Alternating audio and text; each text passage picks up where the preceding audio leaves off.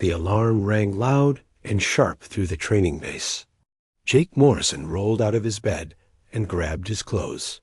He had been sleeping for only 3 hours, but that was normal for him. As humanity's best soldier, he was always ready for action. Jake was 35 years old, tall and strong with dark hair and serious brown eyes. Scars covered his arms and face from many battles. He had fought in 12 different wars across the galaxy. Other soldiers called him the Iron Wolf because he never gave up and never backed down from a fight. The training base sat on a small planet far from Earth. Jake had built it himself after his last mission. He wanted a quiet place to train new soldiers and test new weapons. The planet had no cities, just rocks and ice. It was perfect for someone who wanted to be alone. Jake walked to his office and turned on the communication screen. The face of Admiral Patricia Stone appeared. She looked worried. Patricia was the head of the Terran Defense Council and one of the most powerful people in human space. "Jake, we need you," Patricia said. "Something bad is happening at New Geneva." New Geneva was the biggest human city in the galaxy. It stretched across 3 planets and had over 50 million people. The city was the center of human government and trade. If New Geneva was in trouble, all of humanity was in danger. What kind of trouble? Jake asked. Patricia pressed a button and the screen changed. Jake saw a video from New Geneva. In the sky above the city hung a massive creature. It looked like a dragon from old Earth stories, but it was real. The creature was almost 2 miles long with golden scales that shined like metal. Its eyes glowed red like burning stars. "It appeared 3 days ago," Patricia said. "It destroyed 3 of our defense stations in minutes. Our best weapons can't hurt it. The creature is smart too. It speaks our language perfectly." Jake watched the video. The dragon moved through space like it was swimming through water. When it opened its mouth, beams of energy shot out and melted steel like butter. Jake had seen many dangerous things in his life, but nothing like this. "What does it want?" Jake asked. "It calls itself Draconis," Patricia said. "It wants to fight our best warrior in single combat. If our champion wins, it will leave us alone. If our champion loses, it will destroy New Geneva and then attack other human worlds." Jake nodded. He understood why Patricia had called him. In all of human space, there was no better fighter than Jake Morrison. He had won battles that everyone said were impossible. He had survived when all his friends died. He was the only choice. "How long do we have?" Jake asked. 7 days, Patricia said. "But Jake, this feels wrong. The creature knows too much about us. It knows where our weapons are. It knows our military codes. Someone is helping it." Jake frowned. If someone was helping the dragon, then this was more than just a simple fight. This was a trap, but it didn't matter. The people of New Geneva needed him. All of humanity needed him. "I'll leave in 1 hour," Jake said. "Jake, wait," Patricia said. "There's something else. The creature. It asked for you by name." Jake felt cold. How could an alien dragon know his name? He had never seen anything like it before. He had never fought anything like it. But somehow it knew who he was. "Are you sure?" Jake asked. "Yes. It said it wanted to fight Jake Morrison, the Iron Wolf. It knew your nickname too." Jake's mind raced. Only people who knew him well called him the Iron Wolf. Most of those people were dead. The others were far away on different worlds. How could an alien creature know that name? "I need to see all the data you have," Jake said. "Send me everything. Already done. The files are being sent to your ship now." Jake turned off the screen and walked to his armory. He picked his best weapons and armor. He had fought aliens before, but never anything like this dragon. He would need to be ready for anything. As he packed his gear, Jake thought about his past. He had grown up on a small farm world with his parents and younger brother. His brother Alex had been smart and curious, always asking questions about everything. Alex loved to read old books about dragons and magic. He said that maybe somewhere in the galaxy, those old stories were real. Jake smiled sadly. Alex had died 20 years ago during the Great Colonial War.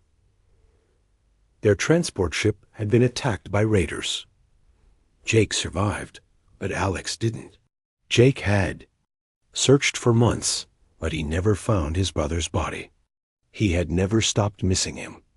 Jake's assistant, Lieutenant Sam Parker, knocked on the door. Sam was a good soldier, young and eager to learn. He had been with Jake for 2 years. "Sir, your ship is ready," Sam said. "The crew is loaded and waiting." "Good. What do you think about this mission, Sam?" Sam looked uncomfortable. "Sir, I think it's a trap. The dragon knows too much. It's too convenient that it wants to fight you specifically." Jake nodded. Sam was right to be worried. But Jake had walked into traps before. He had survived them all. He would survive this one too. "Maybe it is a trap," Jake said. "But those people in New Geneva are counting on us. We can't let them down." Jake finished packing and walked to his ship. The UHS Valiant was a fast attack vessel with the best weapons and shields that humanity could build. Jake had used it in many battles. It had never let him down. The crew was ready. Captain Lisa Wong was his second in command. She was smart and brave, one of the best pilots in the fleet. Sergeant Mike Davis ran the weapon systems. He could hit a target from 1,000 miles away. There were 12 other crew members, all experts in their jobs. As the ship lifted off from the training base, Jake looked back at the planet. He had been happy there, training soldiers and testing weapons. It was the closest thing to a home he had known since Alex died. Now he was leaving it, maybe forever. The ship jumped to hyperspace and began the 3-day journey to New Geneva. Jake went to his cabin and started reading the files about the dragon. There wasn't much information. The creature had appeared suddenly from deep space. It moved faster than anything humans had ever built. Its scales were stronger than any metal humans knew. But the strangest thing was how it talked. The dragon spoke like it knew human culture. It used phrases that sounded almost familiar. It talked about honor and brotherhood and protecting the people you loved. These were ideas that humans understood, but why would an alien dragon care about them? Jake played the recordings of the dragon's voice over and over. There was something about the way it spoke that bothered him. The dragon's words reminded him of conversations he had long ago with someone important. But he couldn't remember who. As the ship traveled through hyperspace, Jake had strange dreams. He dreamed about Alex as a child, playing games and telling stories. In the dreams, Alex was older than he had been when he died. He was strong and powerful, but still the same curious boy who loved old stories about dragons. In the strangest dream, Alex was calling Jake's name from far away. Jake could hear his voice, but couldn't see him. Alex sounded sad and lonely, like he was lost and couldn't find his way home. Jake woke up confused and worried. Why was he dreaming about Alex now? His brother had been dead for 20 years. But the dreams felt so real, like Alex was trying to tell him something important. The ship continued toward New Geneva, carrying Jake toward the biggest fight of his life. He didn't know that this fight would change everything he thought he knew about himself, his family, and humanity's place in the galaxy. The UHS Valiant traveled through hyperspace toward Earth. Jake spent most of his time in the ship's command center, studying everything they knew about the dragon. The information was not much, but it was all they had. Captain Lisa Wong sat next to Jake at the main table. She was looking at star maps and trying to figure out where the dragon had come from. Lisa was 30 years old, with short black hair and sharp green eyes. She had been Jake's second in command for 5 years. She was one of the few people Jake trusted completely. The dragon appeared from the direction of the void sector, Lisa said. That area has been unexplored for over 100 years. Our ships that go there never come back. Jake nodded. The void sector was a dangerous part of space. It was full of strange energy fields and dead planets. Most people thought it was cursed. The military had put it off limits after losing too many ships there. Maybe the dragon has been living there all this time, Jake said. Maybe something made it leave. Sergeant Mike Davis walked over to their table. He was a big man with red hair and a thick beard. Mike was an expert with all kinds of weapons. He could fix anything that was broken and build new weapons from spare parts. I've been studying the video of the dragon's attack, Mike said. Its energy beams are unlike anything we've seen. They don't just destroy things. They seem to dissolve them at the atomic level. What does that mean? Jake asked. It means our normal shields won't work, Mike said. The dragon's weapons go right through our defenses like they're not even there. Jake felt worried. If their shields couldn't protect them, then fighting the dragon would be even more dangerous than he thought. But he had to try. The people of New Geneva were counting on him. Keep working on it, Jake said. Maybe we can find a way to adapt our shields. The ship's doctor, Helen Ross, came into the command center. She was an older woman with gray hair and kind eyes. She had been taking care of soldiers for 20 years. She knew Jake better than most people. Jake, you need to rest, Helen said. You haven't slept properly in 2 days. I'm fine, Jake said. No, you're not. I can see the stress in your face. You're having nightmares again, aren't you? Jake looked at Helen. She was right. The dreams about Alex were getting stronger every night. In the dreams, Alex seemed to be trying to tell him something, but Jake couldn't understand what it was. It's just stress, Jake said. I'll be fine once this mission is over. Helen didn't look convinced, but she didn't argue. She knew Jake was stubborn when it came to taking care of himself. Jake left the command center and walked to his cabin. He tried to sleep, but the dreams came again. This time, Alex looked older, maybe 25 years old. He was standing in a place that looked like space, but he could breathe and move normally. Jake, you need to listen to me, Alex said in the dream. Things are not what they seem. The dragon is not your enemy. What do you mean? Jake asked. I can't explain everything now. But remember what I used to tell you when we were kids. Sometimes the monsters in the stories are not really monsters. Sometimes they're just people who look different. Jake woke up confused. Alex had always loved stories about dragons and monsters. He used to say that maybe the dragons in old stories were just misunderstood, but Alex was dead. Why was Jake dreaming about him now? The next day, Jake went to the ship's memorial room. Every human ship had one.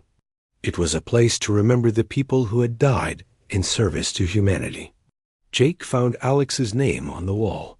Alexander Morrison, age 15, lost during the Great Colonial War. Jake touched his brother's name on the wall. Alex had been so young when he died. He had wanted to be a scientist, to study alien life forms and learn about the galaxy. He had been excited about their trip to the new colony world. He had no idea that raiders would attack their ship. I still miss you, little brother, Jake said quietly. Sir? Lieutenant Sam Parker was standing behind him. I'm sorry to interrupt. It's okay, Sam. What do you need? We're getting close to Earth. You should see the long-range sensors. Jake followed Sam back to the command center. On the main screen, he could see Earth and its 3 moons. But there was something else. The dragon was there, floating in space above New Geneva. Even from far away, Jake could see how massive it was. It's beautiful, Lisa said quietly. She was right. The dragon was terrible and dangerous, but it was also beautiful. Its golden scales caught the light from Earth's sun and shined like jewels. Its movements were graceful, like a dancer in slow motion. "Beautiful things can still be deadly," Jake said. The ship entered Earth's solar system. Admiral Patricia Stone's face appeared on the communication screen. "Jake, thank goodness you're here," Patricia said. "The situation is getting worse." "What's happened?" Jake asked. "The dragon has been talking to our people every day. It hovers above New Geneva and speaks to everyone in the city. The strange thing is, people are starting to listen to it." "What does it say?" "It talks about honor and courage. It says that humans have potential to be great, but they need to prove themselves. Some people think it's testing us, not trying to destroy us." Jake frowned. "Do you believe that?" "I don't know what to believe anymore. The dragon could have destroyed New Geneva already if it wanted to, but it hasn't. It's waiting for you. Send me the recordings of what it's been saying." "Already done." "Jake, be careful. There's something about this dragon that doesn't make sense. It acts like it knows us. It knows things about human culture that an alien shouldn't know." The communication ended, and Jake began listening to the dragon's speeches. The creature's voice was deep and powerful, but also somehow familiar. It spoke about the bonds between family members and the importance of protecting the people you love. "Humans have great strength," the dragon said in one recording. "But your greatest strength is not your weapons or your ships. Your greatest strength is the love you have for each other. A brother will fight for his brother. A sister will die for her sister. This is what makes you special." Jake felt a chill go down his spine. The dragon's words reminded him of things Alex used to say. Alex had always believed that family was the most important thing in the universe. He had said that the bond between brothers was stronger than any force in nature. But that was impossible. Alex was dead. Jake had searched for him for months after the attack. There had been no survivors from their transport ship except for Jake himself. The ship approached Earth's orbit. Jake could see New Geneva spread across 3 planets, connected by massive space bridges. The city was home to 50 million people. It was the heart of human civilization. And above it all, the dragon waited. Jake put on his best uniform and prepared to meet with the city's leaders. In a few hours, he would go down to New Geneva and face the dragon. He would fight for humanity's survival, but first he needed to understand what he was really fighting. The dragon's words kept echoing in his mind. There was something familiar about the way it spoke, something that reminded him of someone he had lost long ago. As the ship entered Earth's atmosphere, Jake made a decision. He would not just fight the dragon. He would try to understand it. Maybe that was the key to saving New Geneva and all of humanity. The ship landed at New Geneva's military base. Jake looked out the window at the city below. Millions of people were depending on him. He would not let them down. But deep in his heart, Jake felt that this mission was about more than just fighting a dragon. This was about finding answers to questions he had been asking for 20 years. Questions about his brother, about the attack on their ship, and about the dreams that would not leave him alone. The dragon was waiting for him. Soon, Jake would learn the truth about everything. Jake stood on the highest platform in New Geneva as the sun began to rise. The platform was 2 miles above the city streets. From here, he could see the 3 planets that made up the great city, connected by bridges of light and metal. 50 million people lived below him, and they were all counting on him to protect them. Jake wore his best combat armor. It was black metal with blue energy lines running through it. The armor could stop bullets and energy beams. It made him stronger and faster than a normal human. On his back, he carried his plasma rifle. At his side, he had his energy sword. These were the best weapons humanity had ever made. Mayor Helen Cross stood beside him. She was a tall woman with silver hair and worried eyes.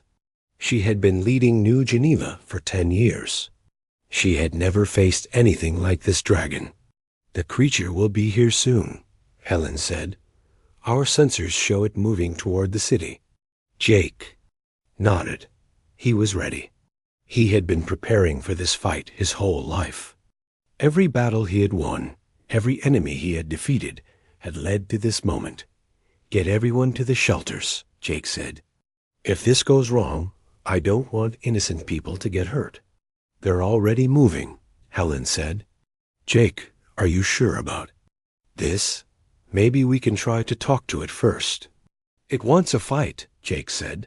I'm going to give it one. The sky began to change color. Dark clouds moved in from nowhere. The air felt heavy and electric. Jake looked up and saw a shape moving through the clouds. The dragon was coming. Draconis descended from the sky like a falling star. Jake had seen the videos, but seeing the dragon in person was different. It was massive, almost 2 miles long from nose to tail. Its scales were golden and seemed to glow with their own light. Its wings were so large they blocked out the sun. The dragon landed on the platform with a sound like thunder. The whole building shook. Jake felt the impact in his bones, but he did not move. He stood straight and looked into the dragon's red eyes. Up close, Jake could see that the dragon was not just an animal. There was intelligence in its eyes. There was also something else, something that looked almost like sadness. So, Draconis said, his voice deep and powerful, humanity sends its greatest warrior to face me. Jake was surprised by the dragon's voice. It was not just that the dragon could speak. It was how the dragon spoke. The words were clear and perfect. The tone was formal, but not cold. There was something familiar about it. I am Jake Morrison, Jake said. I'm here to protect my people. Jake Morrison, the dragon repeated slowly. The Iron Wolf, the man who never gives up. The soldier who has won every battle he has ever fought. Jake felt cold. How did the dragon know so much about him? How do you know that name? I know many things about you, Jake Morrison. I know you grew up on a farm world with your parents. And your younger brother. I know you lost that brother 20 years ago. I know you have spent every day since then trying to fill the hole his death left in your heart. Jake's hand moved to his weapon. No one should know those things. That information was not in any file. Only someone who had known him personally would know about Alex. Who told you that? Jake demanded. No one told me, Draconis said. I know because I remember. I remember a brother who taught me to be brave. I remember a brother who protected me from bullies. I remember a brother who promised he would always be there for me. Jake's heart began to beat faster. The dragon's words were impossible, but they sounded real. They sounded like memories. My brother is dead, Jake said. Is he? Draconis asked. Tell me, Jake, do you fight for glory? Do you fight for duty? Or do you fight for something deeper? I fight to protect people, Jake said. I fight because someone has to. Yes, Draconis said, and there was something like pride in his voice. That is what he would say. That is what my brother would say. Jake pulled out his plasma rifle and pointed it at the dragon. Stop talking about my brother. You don't know him. You never knew him. And let us fight, Draconis said. Let us see if you are as strong as I remember. The battle began. Jake fired his plasma rifle at the dragon's head. The energy beams hit Draconis' scales and bounced off like raindrops. The dragon did not even seem to notice them. Draconis moved faster than something so large should be able to move. His tail swept across the platform, and Jake had to jump to avoid being crushed. Jake rolled and came up firing again. His shots hit the dragon's chest and did nothing. Jake switched to his energy sword. The blade glowed blue-white and hummed with power. He ran toward the dragon and jumped high, aiming for a gap between the scales on Draconis' neck. The dragon's head moved, and Jake missed his target. He landed on the dragon's back, and tried to find a weak spot. But the scales were harder than any metal Jake had ever seen. His sword barely scratched them. Draconis twisted his long neck and looked back at Jake. "You are skilled," the dragon said. "But you are holding back. Why?" Jake was holding back. He could have used his most powerful weapons. He could have called for backup from his ship, but something was stopping him. The dragon could have killed him already, but it hadn't. Draconis seemed to be testing him, not trying to destroy him. "Why aren't you trying to kill me?" Jake asked. "Why aren't you trying to kill me?" Draconis replied. Jake jumped down from the dragon's back. He stood in front of Draconis's massive head and looked into those red eyes. There was something about those eyes that seemed familiar. "I have fought many enemies," Jake said. "They all wanted to hurt innocent people. They all wanted to destroy things. But you're different. You could have destroyed this city already, but you didn't. You could have killed me, but you haven't. What do you really want?" Draconis was quiet for a long moment. When he spoke again, his voice was softer. "I want to know if humans have grown strong enough. I want to know if they are ready for what is coming. What's coming? Danger. Enemies. That make me look weak. Forces that could destroy all life in the galaxy.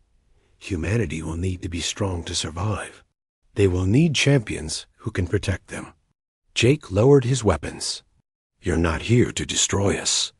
You're here to test us." "Yes," Draconis said. "But the test is not finished. I need to know something else. I need to know if the bonds between humans are still strong. I need to know if a brother would still recognize his brother, even if that brother had changed beyond recognition." Jake felt his world spinning. The dragon's words, the way he spoke, the things he knew about Jake's past. It was impossible, but Jake was starting to believe something that couldn't be true. "Alex?" Jake whispered. The dragon's head came down close. To Jake's, those red eyes looked into Jake's brown eyes. "Hello, big brother," Draconis said, and his voice was full of 20 years of pain and longing. "I wondered if you would recognize me." Jake fell to his knees. The dragon's words hit him harder than any weapon ever had. His brother was alive. Alex was alive, but he was no longer human. "How?" Jake asked. "How is this possible?" "It's a long story," Draconis said.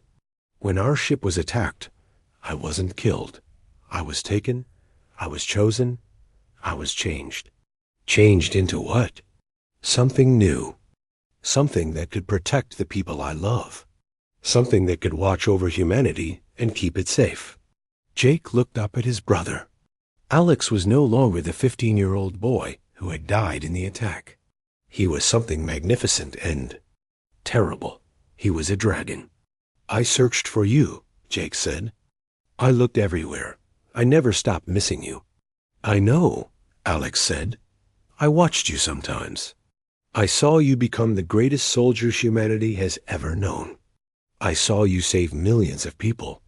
I was proud of you. Why didn't you come back?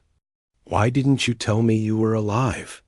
"Because I wasn't sure you would accept what I had become. Because I was afraid you would see me as a monster." Jake stood up and walked closer to his brother. He reached out and touched one of the golden scales. It was warm and smooth. "You're not a monster," Jake said. "You're my brother.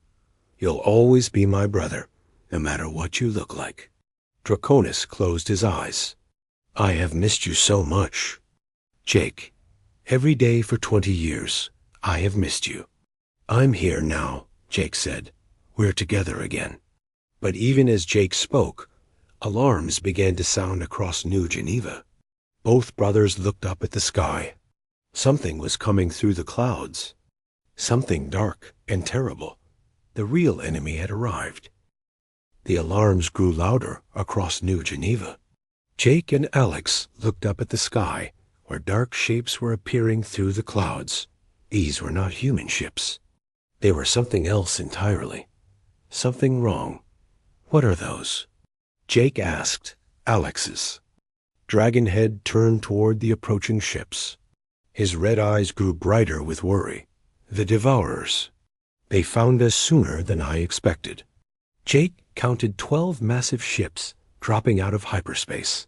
Each one was the size of a city. They looked like living things rather than machines. Their hulls were black and seemed to absorb light. Strange tentacles hung from their sides, moving like they were alive. "What are Devourers?" Jake asked. "The oldest enemy in the galaxy," Alex said. "They are creatures that eat entire worlds. They consume everything, leaving nothing behind but empty space. They have destroyed thousands of civilizations." Jake felt cold fear in his stomach. He had fought many enemies, but nothing like this. "How do we stop them?" "We don't," Alex said sadly. "They are too powerful. The only thing that has ever stopped them was the Guardian Alliance. But most of the Guardians are gone now." "Guardians?" "Alex's." Massive form shifted. "The race that saved me 20 years ago. When our transport ship was attacked, I was dying. The Guardians found me and gave me a choice. I could die as a human or live as something new. Something with the power to protect the people I loved." Jake touched his brother's golden scales. "They turned you into a dragon?" "Not exactly. They bonded with me. Their knowledge, their power, their memories became part of me. I kept my human, heart and mind, but I gained abilities beyond imagination. I became a guardian. The Devourer ships were getting closer. Jake could see details on their hulls now. They looked like they were made of bone and flesh rather than metal. Smaller ships began flying out of the larger ones, heading toward New Geneva. "We have to evacuate the city," Jake said. "There's no time," Alex said. "And there's nowhere to run. Once the Devourers find a world with life, they don't stop until they've consumed everything." Jake pulled out his communication device and called his ship. "Lisa, get the Valiant here now. We need all weapons ready." "Already on our way," Lisa's voice replied. "Jake, what are those things?" "Bad news," Jake said. "Really bad news." Alex lowered his head to look at Jake closely. "Brother, I need to tell you the real reason I came here. The test I gave you wasn't just about proving human strength. It was about proving that you are ready for this moment." "What do you mean?" "The Guardians have been watching humanity for a long time. They saw potential in your species. But they needed to know if humans could stand with them against the Devourers. They needed a champion." Jake looked at the approaching enemy ships. There were hundreds of smaller craft now, all heading toward the city. "You want me to be a guardian?" "I want to give you the choice I had," Alex said. "But the process is dangerous. Many people die during the bonding. And if you survive, you won't be fully human anymore." "What would I become?" "Something like me. You would keep your mind and your heart, but your body would change. You would have power beyond anything humans have ever imagined. You could help me protect not just Earth, but all of humanity." Jake looked down at the city below. Millions of people were running for shelter, but there was nowhere to hide from an enemy like this. The Devourers would find them all. Would we be strong enough to stop them? Jake asked. 2 Guardians working together? Maybe. The Devourers are powerful, but they have one weakness. They feed on life energy. If we can disrupt their feeding process, we might be able to drive them away. The first Devourer ships reached the city. They began firing strange weapons that didn't explode like normal bombs.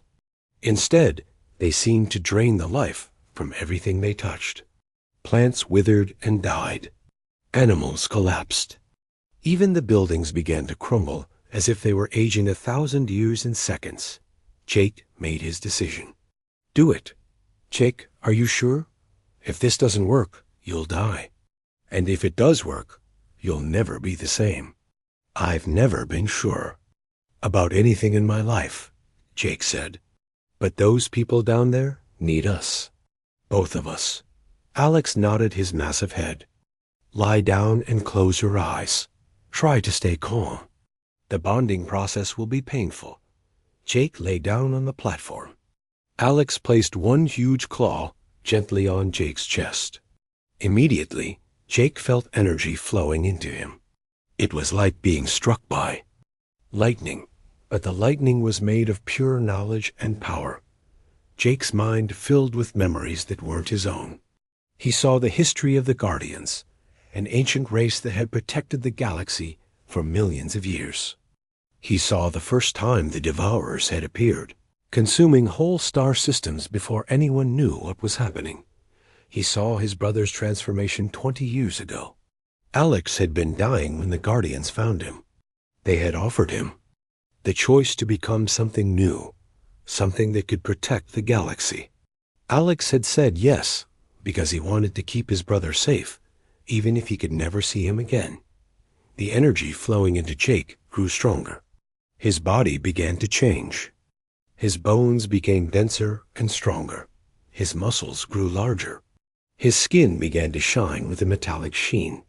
His eyes changed from brown to bright blue, and he could suddenly see things far away with perfect clarity.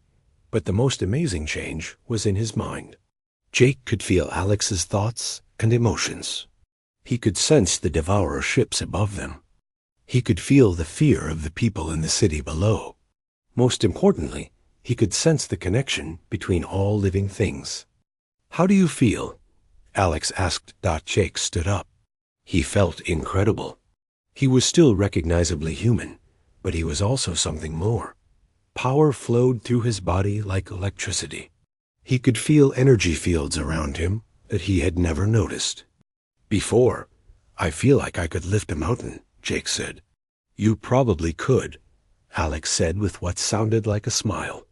"Now we need to work together. The Devourers are feeding on the city's life energy. We need to disrupt their connection." Jake looked at his hands. They were still human hands, but they glowed with soft blue light. When he concentrated, energy beams shot from his fingers. The beams were far more powerful than any weapon he had ever used. "What's the plan?" Jake asked. "We attack their command ship," Alex said, "the big one in the center. If we can destroy it, the others will retreat to find easier prey." Jake looked up at the massive Devourer ship floating above the city center. It was enormous, probably 3 miles long. Dark energy pulsed around it as it fed on the life force of New Geneva. "That thing is huge," Jake said. "Yes, but we're not the same people we were an hour ago," Alex said. "Together, we have the power of 2 Guardians. That's more firepower than this planet has ever seen." Jake nodded. He could feel the new power flowing through him. He could also feel his brother's presence in his mind. They were connected now in a way they had never been before.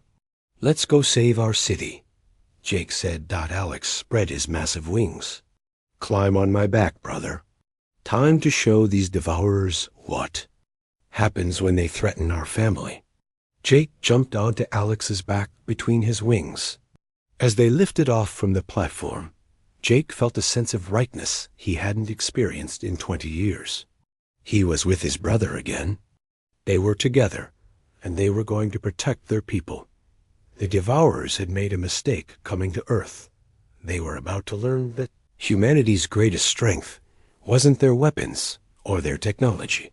It was the bond between brothers who would never give up on each other. Alex flew through the sky with Jake on his back. Below them, New Geneva was in chaos. The Devourer ships were draining the life from entire city blocks. Plants turned to dust. Animals fell dead in the streets. Even the metal buildings began to rust and crumble. Jake held tight to his brother's scales as they climbed higher into the sky. He could feel the new power flowing through his body.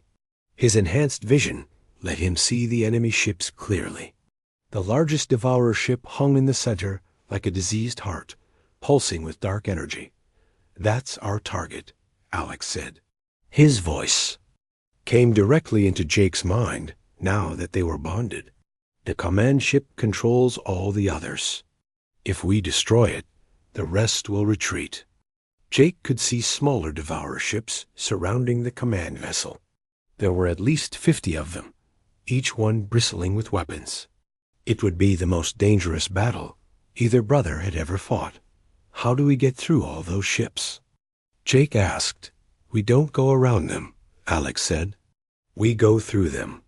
Alex folded his wings and dove toward the enemy fleet. He moved faster than any human ship, his golden scales leaving a trail of light through the dark sky. The Devourer ships turned to face them, their weapons charging with sickly green energy. The first enemy shots missed them by inches. Alex twisted and rolled through the air, avoiding the deadly beams. Jake held on and aimed his own energy blasts at the nearest enemy ship. His new Guardian powers let him hit targets that would have been impossible before. Jake's energy beam struck a Devourer ship in its center. The alien vessel exploded in a burst of green fire. The other enemy ships immediately focused their fire on the two brothers. "Nice shot," Alex said as he breathed a stream of golden fire at another enemy ship. The dragon fire was so hot it melted the alien vessel's hull like butter, but there were too many enemy ships. Energy beams flashed all around them. One beam grazed Alex's wing, and he roared in pain. Another beam nearly hit Jake, who had to roll off his brother's back to avoid it. Jake fell through the air for a moment before his new powers kicked in. To his amazement, he discovered he could fly. Energy fields formed around his body like invisible wings, letting him soar through the sky next to his brother. "I can fly," Jake shouted with joy. "Guardian powers," Alex said. "Now we can really fight together." The two brothers separated and attacked the enemy fleet from different directions. Alex was like a golden comet, tearing through enemy ships with his claws and fire. Jake was smaller but faster, zipping between enemy vessels and hitting them with precise energy blasts. Working together, they destroyed 12 enemy ships in minutes. But more kept coming. The command ship was releasing reinforcements, and Jake could see even larger vessels appearing in the distance. "There are too many of them," Jake said as he dodged another energy beam. "We need to reach the command ship." Alex replied, "Everything else is just a distraction." Alex gathered his strength and released a massive burst of dragon fire. The golden flames cleared a path through the enemy fleet, destroying 6 ships at once. Jake flew through the gap, racing toward the command ship. The command vessel was even more horrible up close. Its hull was covered with what looked like eyes and mouths. Tentacles as thick as buildings waved from its sides. Dark energy pulsed through veins that ran across its surface, like a diseased circulatory system. "It's alive," Jake said with disgust. "All Devourer ships are alive," Alex said, catching up to his brother. "They're parasites that feed on entire worlds." The command ship turned its attention to them. Dozens of weapon ports opened along its hull, each one glowing with deadly energy. Jake and Alex had to fly in crazy patterns to avoid the massive barrage of fire. "We need to find its weak spot," Jake said. "There," Alex pointed with one claw. "Toward the ship's center. That pulsing organ. It's the heart of the creature. If we can destroy it, the whole ship will die." The heart was protected by layers of armor and energy shields. Smaller creatures crawled over the ship's surface, repairing damage as fast as Jake and Alex could cause it. "I have an idea," Jake said. "Can you get me close to that heart?" "It's too dangerous. The energy fields around it would kill you." "Not anymore. I'm a guardian now, remember? I can handle more than I used to." Alex looked at his brother with worry, but he nodded. "I'll create a distraction. When I do, you fly straight for the heart." Hit it with everything you have. Alex flew around to the other side of the command ship and began attacking its weapons with dragon fire.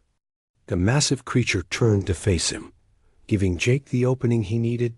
Jake gathered all his new power and flew directly at the ship's heart. Energy beams shot at him from every direction, but his guardian abilities let him dodge them. He felt the dark energy trying to drain his life force, but his new powers protected him. Jake reached the pulsing heart and placed both hands on its surface. The organ was warm and slimy, like touching something diseased. Jake poured all his energy into his hands and released it directly into the creature's heart. The effect was immediate. The heart exploded in a burst of light and dark energy. The explosion spread through the entire command ship, tearing it apart from the inside. The massive creature let out a scream that could be heard across the entire solar system. As the command ship died, something amazing happened. All the other Devourer vessels stopped their attack.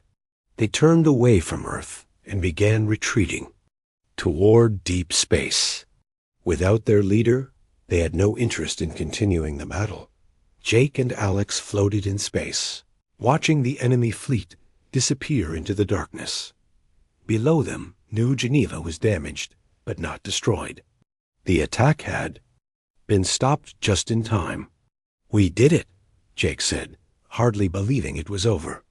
"Yes, we did," Alex said. Together, the two brothers flew back down to New Geneva. The people of the city came out of their shelters to cheer for their saviors. Jake landed on the same platform where he had first fought his brother. Alex landed beside him, folding his massive wings. Admiral Patricia Stone and Mayor Helen Cross were waiting for them. Both women looked amazed at what they had just witnessed. "Jake, you've changed," Patricia said, staring at his glowing blue eyes and metallic skin. "I'm still me," Jake said, "just a little different." "And the dragon?" Helen asked nervously. "My brother," Jake said simply. "His name is Alex Morrison. He's been protecting humanity for 20 years. Alex lowered his head to the two women. "It's nice to meet you properly. I'm sorry I had to frighten you before. The test was necessary." "Test?" Patricia asked. "The Guardians needed to know if humanity was ready to join the galactic community," Alex explained. "You passed." The way Jake fought for his people, the way the city stood together in the face of danger, it proved that humans have what it takes to survive in this dangerous galaxy. Over the following weeks, New Geneva was rebuilt stronger than before. Jake helped coordinate the reconstruction while learning to control his new powers. Alex worked with human scientists to share Guardian technology and knowledge. The two brothers spent their evenings on the high platform, looking up at the stars and talking about their years apart. Jake learned about Alex's adventures across the galaxy. Alex learned about Jake's military career and all the people he had saved. "Do you ever regret becoming a Guardian?" Jake asked one night. "Never," Alex said. "It let me protect the people I love. It let me save my brother.